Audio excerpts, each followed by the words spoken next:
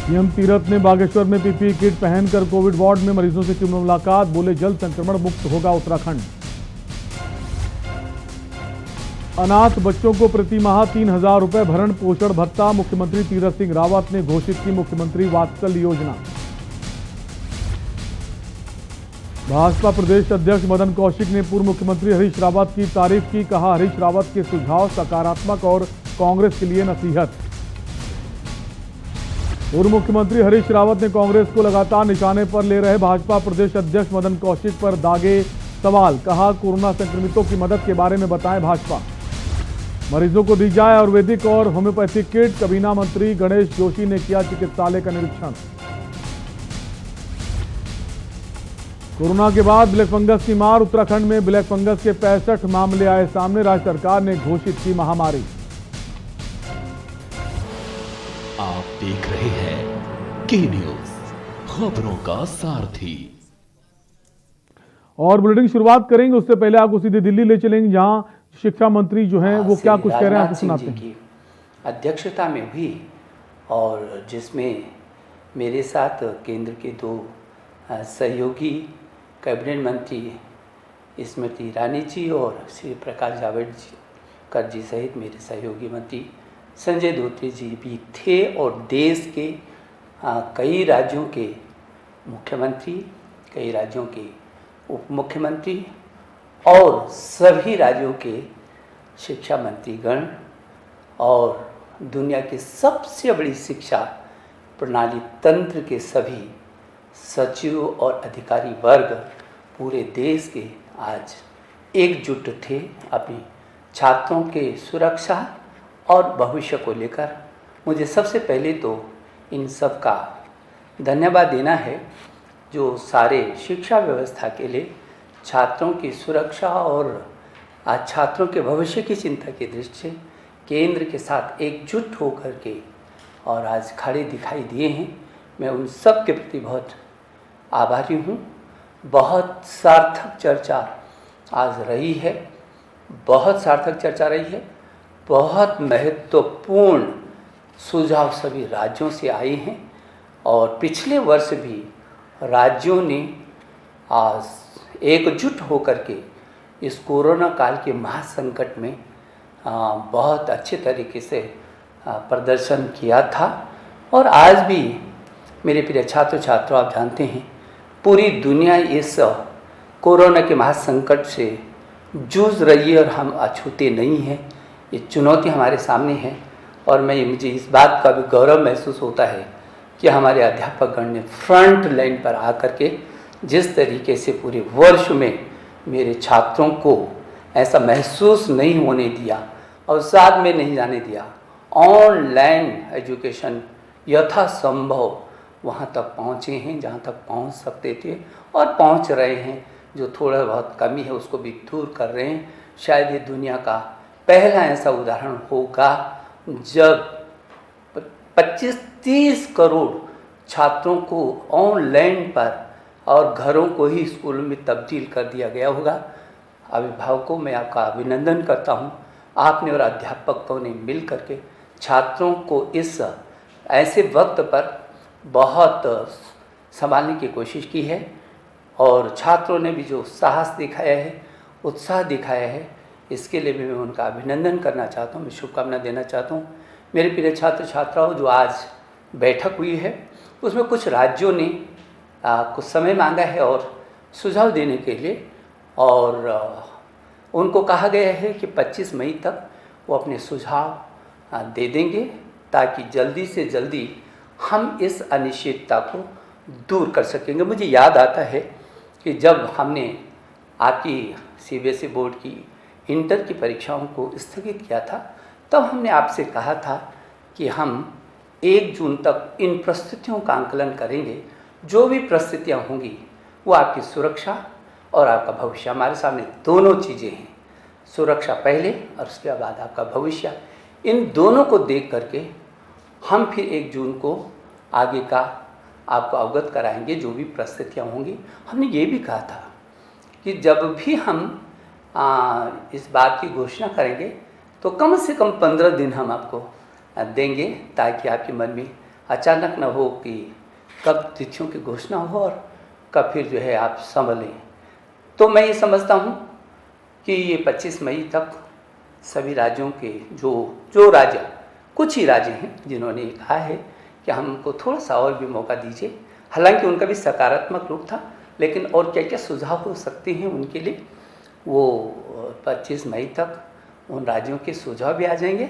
और मैंने कहा है, अपने अभिभावकों से भी कहा है, आपसे भी कहा है, अध्यापक कर्ण से भी कहा है, यदि आपके भी कोई सुझाव होंगे तो मेरे ट्विटर पर आप अपने सीधे सीधे सुझाव भेज सकते हैं। मुझे भरोसा है कि जो हमने आपको कहा है कि 1 जून से पहले और 25 मई के बाद हमारी कोशिश होगी कि हम आपको अवगत करा सकें। मैं आपको विश्वास दिलाना चाहता हूँ, प्रधानमंत्री जी के निर्देश में आपकी सुरक्षा हमारे लिए पहली है और आपके जीवन और आपका भविष्य भी हमारे लिए उतनी महत्वपूर्ण है।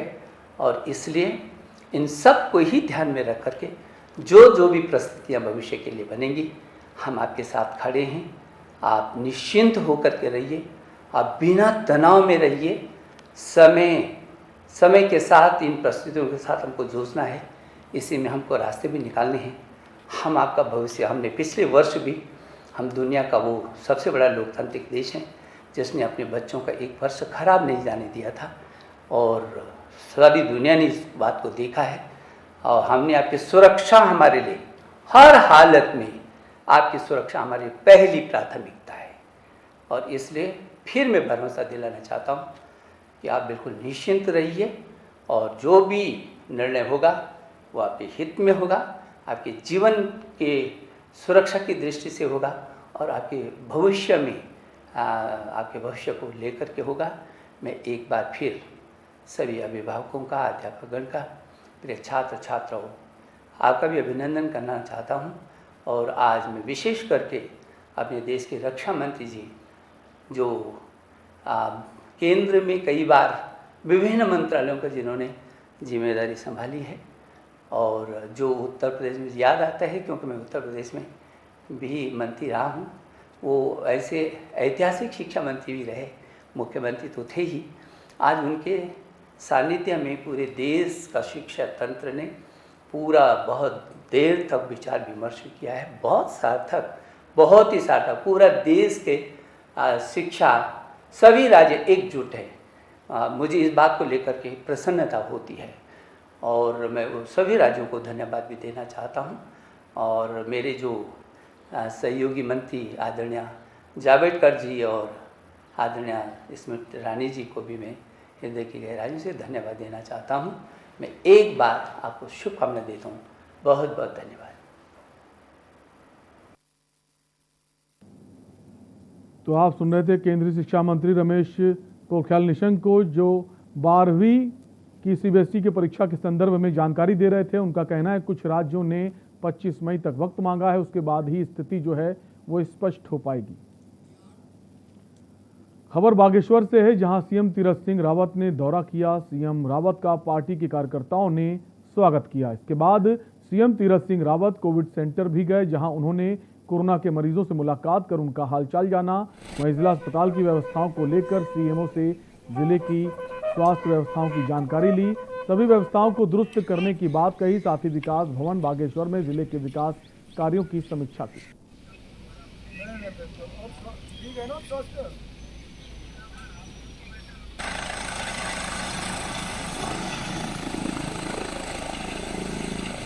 पहली बात तो मैं ये कहूँ कि उत्तराखंड के अंदर टेस्टिंग तेज़ी से किया है।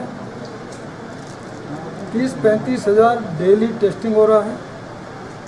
मैं कह सकता हूँ कि अन्य स्टेटों के बजाय 1.5 गुना ज़्यादा हम लोगों ने किया है। दवाइयों के किट टेस्टिंग के साथ साथ ग्रामीण एरियाओं में बंटना शुरू हुआ है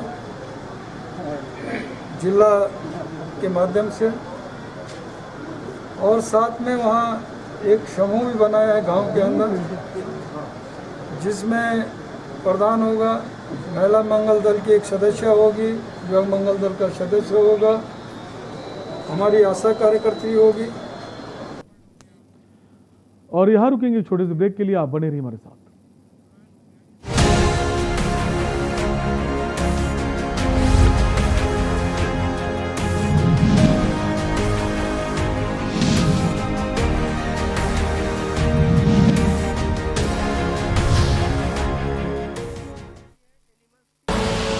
आप देख रहे हैं के न्यूज, खबरों का सारथी।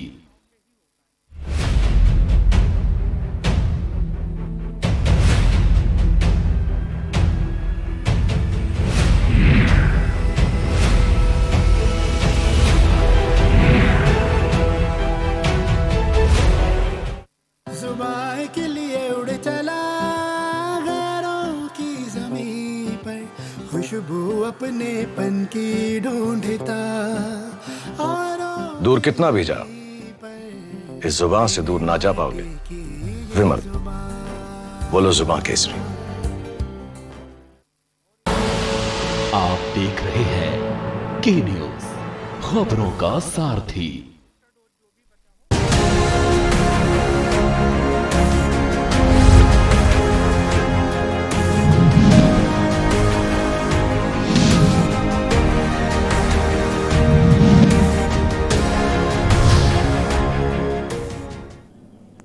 ब्रेक के बाद आपका स्वागत है। कोरोना संक्रमण के कारण माता पिता को खो चुके बच्चों को संरक्षण प्रदान करने के लिए मुख्यमंत्री तीरथ सिंह रावत ने मुख्यमंत्री वात्सल्य योजना की घोषणा की है।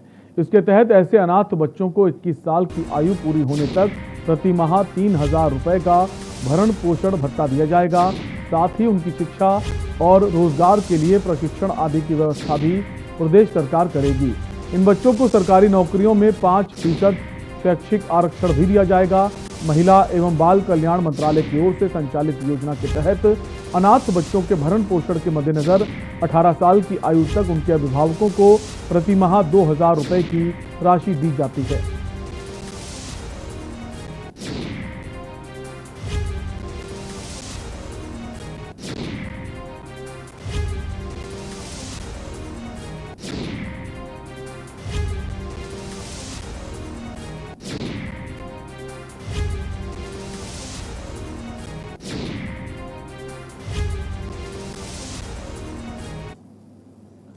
खबर देहरादून से है, जहां भाजपा के राष्ट्रीय अध्यक्ष जेपी नड्डा ने कोविड-19 के दौरान केंद्र सरकार द्वारा किए गए कार्यों और राज्यों में कोविड की स्थिति के बारे में सांसदों के साथ वर्चुअल संवाद किया।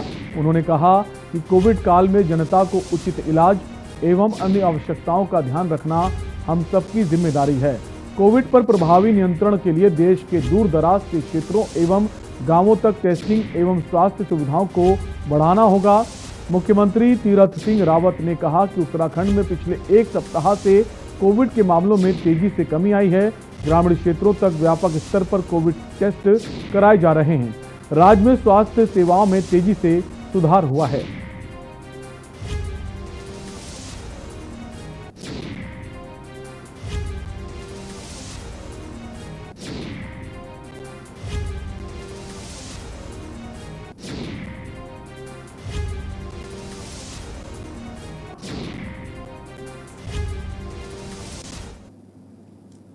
पूर्व मुख्यमंत्री एवं कांग्रेस के राष्ट्रीय महासचिव हरीश रावत ने कांग्रेस को लगातार निशाने पर ले रहे भाजपा प्रदेश अध्यक्ष मदन कौशिक पर सवाल दागे हैं।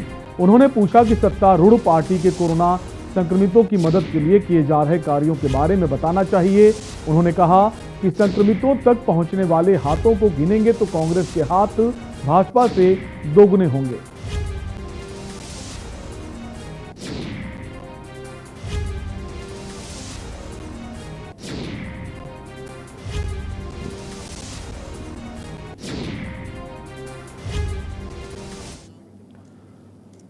खबर मंगलौर कोतवाली क्षेत्र के बसवाखेड़ी गांव से है, जहां नवविवाहिता का शव संदिग्ध परिस्थितियों में पंखे पर लटका मिलने से हड़कंप मच गया। सूचना मिलते ही मौके पर पहुंची पुलिस ने मृतक मोनी के परिजनों से जमकर वहां परिवार वालों ने हंगामा किया। हंगामा इतना बढ़ा कि मौके पर अफरा तफरी मच गई और भारी पुलिस फोर्स तैनात कर दी गई। पुलिस शव को कब्जे में लेकर पोस्टमार्टम के लिए भेज दिया गया है। फिलहाल पुलिस पोस्टमार्टम रिपोर्ट आने पर मामले का पता लगा पाएगी।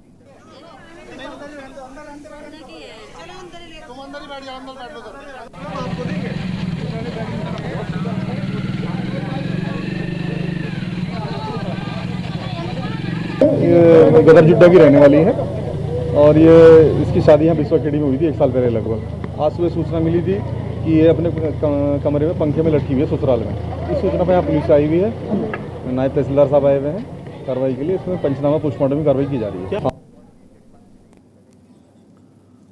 खबर लाल कुआं से है, जहां शनिवार की शाम को एसपी सिटी जगदीश चंद्र ने कोतवाली में पुलिस अधिकारियों के साथ बैठक की, जिसमें सीओ प्रमोद शाह, कोतवाल संजय कुमार, एसएसआई रोहताश कुमार सागर, उप निरीक्षक अजेंद्र प्रसाद सहित अन्य पुलिस अधिकारी व कर्मचारी मौजूद रहे। बैठक में कर्फ्यू के वर्तमान हालात व चेक पोस्ट पर तैनात पुलिस जवानों को उपलब्ध कराई जा रही सुविधाओं के बारे में जानकारी ली गई। साथ ही सरकार के आदेशों का कड़ाई से पालन करने व अन्य नागरिक सुविधाओं के बारे में अधिकारियों को आवश्यक दिशा निर्देश दिए गए।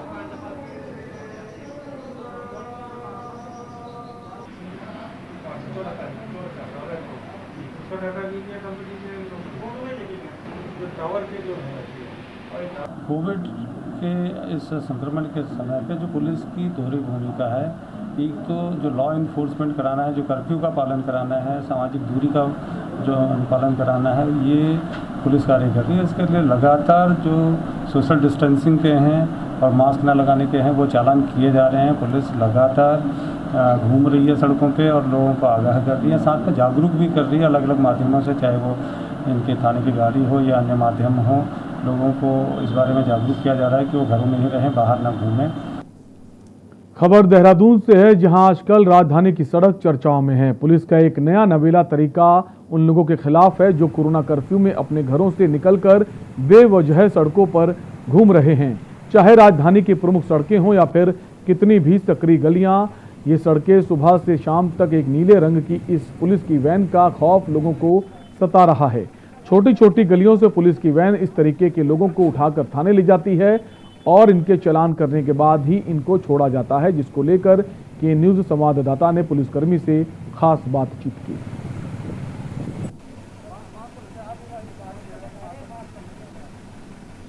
सर मैं दवाई लेने गया था, इधर कुछ एलर्जी आ रही, गेट से बाहर भी निकला सर, मेडिकल स्टोर जाने वाला था। आपको पता है कोरोना कर्फ्यू लगा है, उसके बावजूद आप निकल रहे हैं। अब आपका चालान कट गया, आप क्या अब आगे से ध्यान रखेंगे क्या? बिल्कुल सर, आगे से मैं तो सर अभी निकला था, आप देख लीजिए सर, ये एलर्जी हो रही थी इसलिए ट्यूब लेने जा रहा था, बस गेट से बाहर भी निकला और वहीं कहीं इन्होंने पकड़ लिया सर ने, फिर मैं आ गया। लेकिन क्या आपको लगता है पुलिस इस तरीके से कार्रवाई कर रही है जो बेवजह? बिल्कुल सही कर रही है सर, बिल्कुल सही कर रही है सर। आजकल राजधानी देहरादून में कोरोना कर्फ्यू लगा हुआ है और कोरोना कर्फ्यू में एक नीले रंग की वैन का हर गली और मोहल्लों में डर है, और वो डर उन लोगों को है जो बेवजह अपने घरों से बाहर निकलते हैं। हमारे साथ शिशुपाल राणा जी हैं जो एसआई हैं यहाँ पर, इनसे बात करते हैं। राणा जी, क्या है ये वैन और किस तरीके से आप लोग क्या इसका यूज़ कर रहे हैं? किस तरह जैसे आप लोग देख ही रहे हैं, काफ़ी दिनों से हमारे पूरे देहरादून शहर में अलग अलग थाना क्षेत्रों में प्रिजन वैन जो हमारी होती है उसको हमारे द्वारा घुमाया जा रहा है। जगह जगह मोहल्लों से लोगों की शिकायत आती है कि लोग बेवजह बाहर घूम रहे हैं। हमारा मकसद सिर्फ एक है, किसी को हमें जैसे प्रिजन वैन में बिठा के ऐसे अपराधी घोषित करना नहीं है, लेकिन सिर्फ एक मैसेज देना चाहते हैं कि भाई बेवजह घर से बाहर ना निकले। जैसे कि सरकार द्वारा जो लॉकडाउन घोषित किया गया, कोरोना महामारी आपको पता ही है जैसे चल रही है, हमारा सिर्फ एक ही मकसद है कि लोगों को एक प्रचार प्रसार किया जाए, बेवजह घर से बाहर ना निकले। अगर जो बेवजह घर से बाहर निकल रहे हैं उनको हम प्रिजन वैन में बिठाकर थाने ला रहे हैं, उनके नाम पता जानकारी उनके परिजनों को बुलाया जाए या बताया जा रहा है कि आप बेवजह, अगर बार बार ऐसे ही अगर एक कोई आदमी, हमें सबका नाम डाटा रखें कि एक आदमी अगर बार बार पकड़ा जाएगा फिर उसके खिलाफ और कुछ कानूनी कार्रवाई भी वो भी करेंगे। लेकिन फिलहाल उनको बुला के समझाया जा रहा है और उनको दिशा निर्देश दिए जा रहे हैं कि बेवजह बाहर से बाहर न घूमना। अगर बार बार आपके द्वारा यही वो रिपीट किया जाएगा तो आपके खिलाफ कानूनी कार्रवाई भी की जाएगी। बिल्कुल, क्योंकि जो बेवजह फालतू में घूमने वाले लोग हैं उनके खिलाफ जो है अब मोर्चा जो है वो पुलिस, उत्तराखंड पुलिस ने बना लिया है और हर गली से लेकर हर मोहल्ले को बिल्कुल सर्च किया जा रहा है। जो बेवजह सड़कों पर इस तरीके के लोग घूम रहे हैं उनके खिलाफ कड़ी कार्रवाई जो है वो मित्र पुलिस कर रही है। वीडियो जर्नलिस्ट लईक अहमद के साथ मैं राजेश वर्मा, के न्यूज़ इंडिया, देहरादून। और यहाँ रुकेंगे ब्रेक के लिए, जल्द लौटेंगे।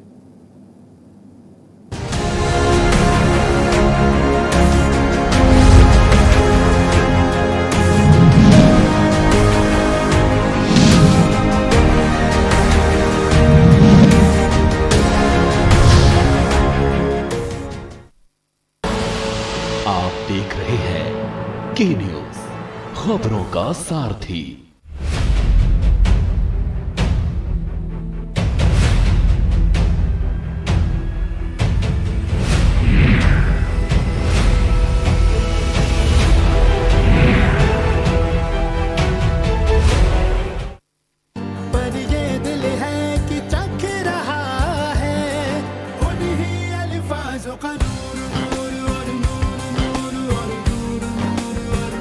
दूर कितना भी जाओ, इस जुबान से दूर ना जा पाओगे। विमल, बोलो जुबान केसरी।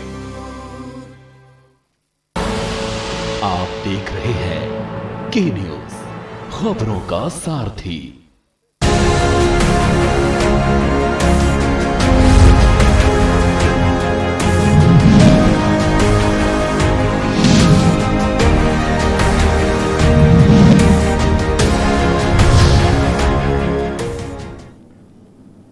ब्रेक के बाद आपका स्वागत है। खबर गदरपुर से है, जहां एक वृद्ध ने धारदार हथियार से अपनी पत्नी की हत्या कर दी। पारिवारिक कलह में इस हत्या की बात कही जा रही है। एसपी क्राइम मिथिलेश कुमार ने कहा कि किसी बात को लेकर इनमें झगड़ा हो गया, इसके बाद पति ने पत्नी की हत्या कर दी। एसपी क्राइम ने कहा कि इस मामले के खुलासे के लिए फॉरेंसिक टीम को बुलाया गया है और गिरफ्तारी के लिए 3 टीमें बनाई गई हैं। आरोपी वृद्ध जहूर अहमद की जल्द गिरफ्तारी होगी।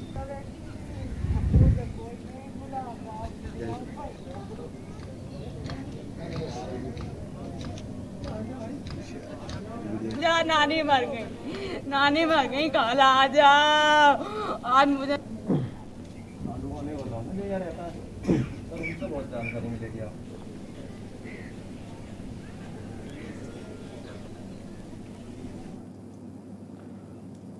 उत्तराखंड प्रदेश में भी कोरोना का कहर लगातार जारी है। रोजाना लोग इस कोरोना महामारी के चलते अपनी जान गंवा रहे हैं। ऐसे में कोरोना वायरस की तीसरी लहर की चेतावनी के बाद सरकार बच्चों के इलाज के लिए अस्पतालों में व्यवस्था करने में जुट गई है। पीएचसी मंगलौर में तैनात बाल रोग विशेषज्ञ डॉक्टर अनंत गुप्ता ने बताया कि कोरोना महामारी की तीसरी लहर के चेतावनी के बाद सभी अस्पतालों में तैयारियां शुरू कर दी गई हैं। आईसीयू सहित कई उपकरण अस्पतालों में लगाए जा रहे हैं, क्योंकि ये महामारी बच्चों में फैलने की आशंका है। उन्होंने बच्चों के माता पिता से भी अपील की है कि इस कोरोना महामारी से अपने बच्चों का खास ख्याल रखें।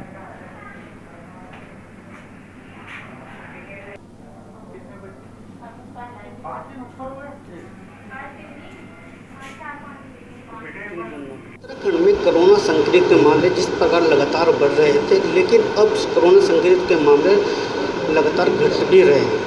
लेकिन अब जो तीसरी लहर आने वाली है, ऐसा कहा जा रहा है तीसरी लहर जो है बच्चों को इफेक्ट करेगी। इसी सिलसिले में आज बात करेंगे मंगलौर सामुदायिक स्वास्थ्य केंद्र के बाल रोग विशेषज्ञ डॉक्टर अनंत गुप्ता से। डॉक्टर साहब, जैसे कि कोरोना के मामले बढ़ रहे थे, अब जो तीसरी लहर कहा जा रहा है तीसरी लहर आएगी जो बच्चों को इफेक्टेड करेगी, तो बच्चों में किस प्रकार के लक्षण है जिसे पहचाना जाए और इसके बचाव के क्या तरीके करने चाहिए? देखिए, अभी जब तीसरी लहर तो अभी जब आएगी तब उसके बारे में कुछ समझ में आएगा, लेकिन जो अभी स्पेकुलेशन चल रही है, क्योंकि इस बार दूसरी लहर में बच्चों को ज़्यादा इफ़ेक्ट हुए हैं और कुछ इसमें मतलब बच्चों की मतलब डेथ भी हुई है संक्रमण के कारण।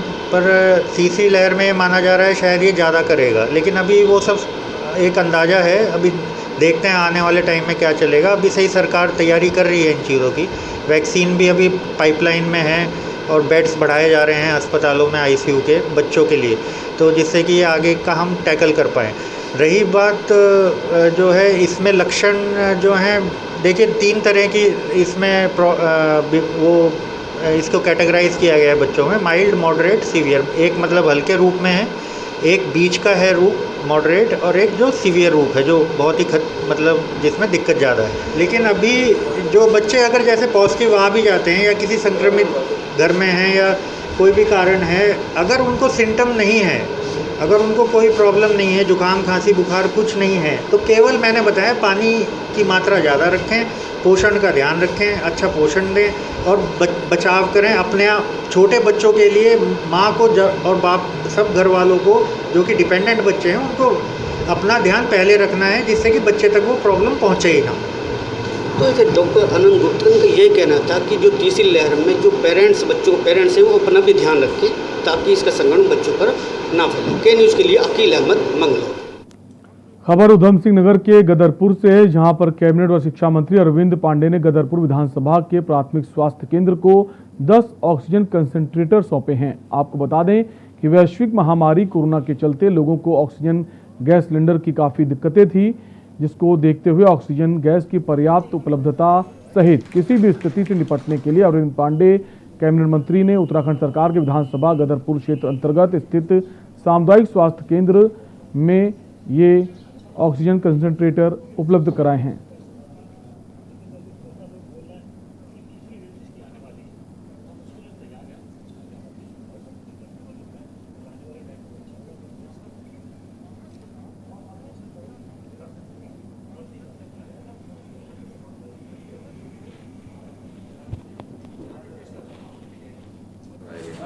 कोविड-19 की इस समय बहुत बड़ी समस्या है। हमारे अपने बहुत से स्वजन परिजन हमारे बीच से चले गए। हम उनके प्रति अपनी संवेदना प्रकट करते हैं और जैसा वर्तमान में सभी जगह, चाहे कोई होम आइसोलेशन में हो, चाहे कोई प्राइवेट सुविधा में हो, चिकित्सालय में हो, चाहे गवर्नमेंट की चिकित्सालय में हो, प्रत्येक व्यक्ति को कहीं ना कहीं जो मरीज है उसमें ऑक्सीजन लेवल डाउन होगा तो ऑक्सीजन की डिमांड है, ऑक्सीजन सिलेंडरों का डिमांड है। देखिए, कोविड की महामारी पूरे विश्व में भी विकराल रूप ले चुकी है और आप जानते हैं कि इस बीमारी में ऑक्सीजन का लेवल बहुत ही निम्न स्तर तक गिर जाता है। दवाइयाँ तो उपलब्ध है, ऑक्सीजन की मारामारी चल रही है। तो इस पहलू को देखते हुए हमारे उत्तराखंड के यशस्वी माननीय कैबिनेट मंत्री माननीय श्री अरविंद पांडे जी द्वारा हमारे ब्लॉक के जितने भी अस्पताल हैं सभी अस्पतालों में ऑक्सीजन कंसंट्रेटर की आज पहली खेप आई है, प्रदान कर रहे हैं। और हमारा उत्तराखंड में अभी के लिए इतना ही। बाकी खबरों के लिए बने रहिए के न्यूज़ इंडिया के साथ। नमस्कार।